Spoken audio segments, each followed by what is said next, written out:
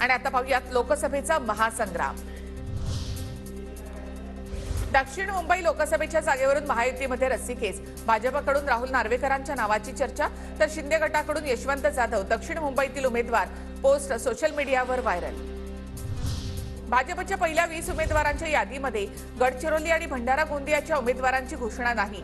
खासदार अशोक नेते मतदारसंघ सोडून दिल्लीमध्ये तळ ठोकून, तर खासदार सुनील मेंढेंची धाकधूक वाढली। शिवसेनेचे 3 मंत्री केंद्रात जाण्याची शक्यता।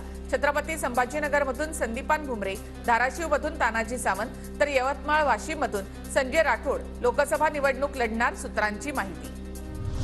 रावेर लोकसभा मतदारसंघाबाबत रात्री शरद पवार, एकनाथ खडसे, रोहिणी खडसे यांच्यामध्ये बैठक। रावेर लोकसभा मतदारसंघात कुणाला उमेदवारी द्यायची यावर चर्चा।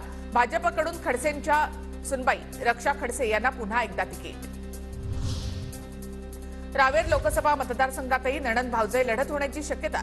भाजपने रक्षा खडसेंना तिकीट जाहीर केल्यानंतर शरद पवार गटाकडून रोहिणी खडसेंचंही नाव चर्चेत। 2 दिवसात निर्णय होईल, जयंत पाटलांची माहिती। उद्धव ठाकरेंना अल्पसंख्याकांची मतं हवी आहेत। सीएए कायदा पाहिजे की नको, ठाकरेंनी जनतेसमोर स्पष्ट करावं, अमित शहांचं उद्धव ठाकरेंना आव्हान।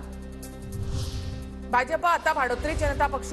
पंतप्रधान मोदींनी नवीन योजना काढली आहे, भ्रष्टाचारी अभय योजना। उद्धव ठाकरेंचा भाजपसह मोदींवर हल्लाबोल।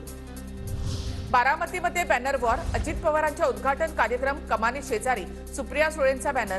सुप्रिया सुळेंच्या बॅनरवर तुतारी वाजवणाऱ्या माणसाचं पक्षचिन्ह।